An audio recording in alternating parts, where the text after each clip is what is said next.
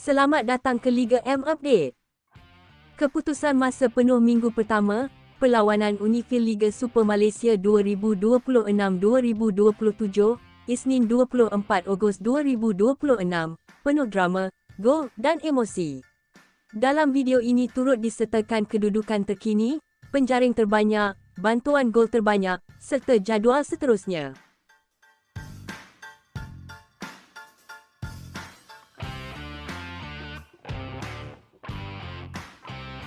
Berikut keputusan masa penuh, perlawanan Unifil Liga Super, minggu pertama, pada Isnin 24 Ogos 2026.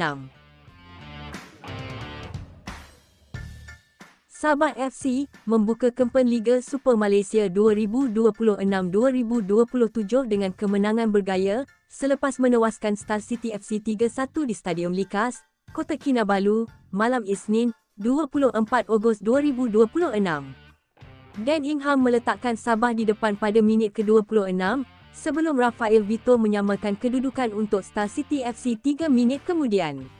Sabah kembali mendominasi pada babak kedua apabila Darren Loh menjaringkan gol pada minit ke-90 sebelum Pak Yung Bin melengkapkan kemenangan 3-1 pada masa kecederaan. 3 mata penting buat Sabah dalam aksi pembukaan musim ini.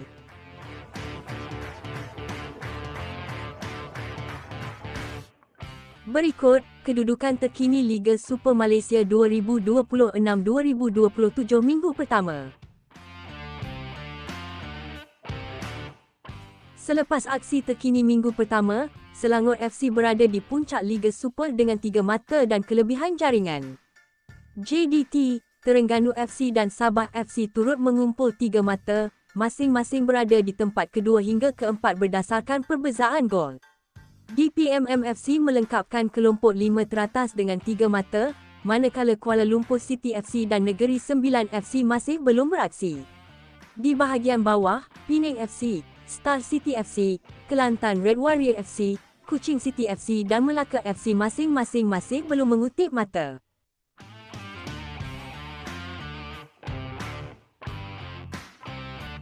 Persaingan merebut gelaran penjaring gol terbanyak Liga Super Malaysia 2026-2027 semakin menarik selepas minggu pertama saingan.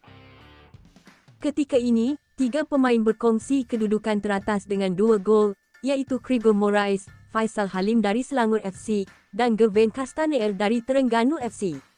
Sementara itu, Dan Ingham dan Darren Loh dari Sabah FC, serta Philip dan Dada Musa dari Kelantan Red Warrior, masing-masing mengumpul 1 gol. Saingan masih panjang dan kedudukan penjaring terbanyak dijangka terus berubah apabila aksi seterusnya berlangsung.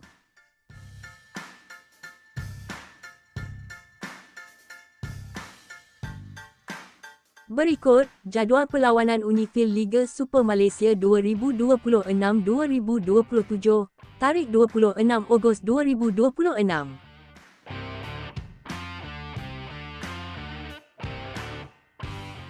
Pada Rabu 26 Ogos 2026, Johor Darul Tazim FC versus Kelantan Red Warrior FC berlangsung di Stadium Sultan Ibrahim, sepak mula pada jam 8 suku malam. Kemudian, perlawanan antara Kuala Lumpur City FC versus Kuching City FC berlangsung di Stadium Bola Sepak Kuala Lumpur, Eras, sepak mula pada jam 9 malam.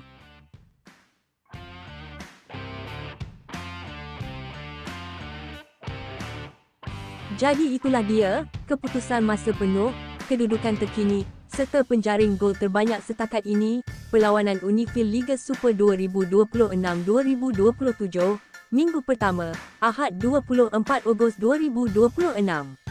Segala yang anda perlu tahu tentang Liga Super Malaysia ada di sini, Liga M Update.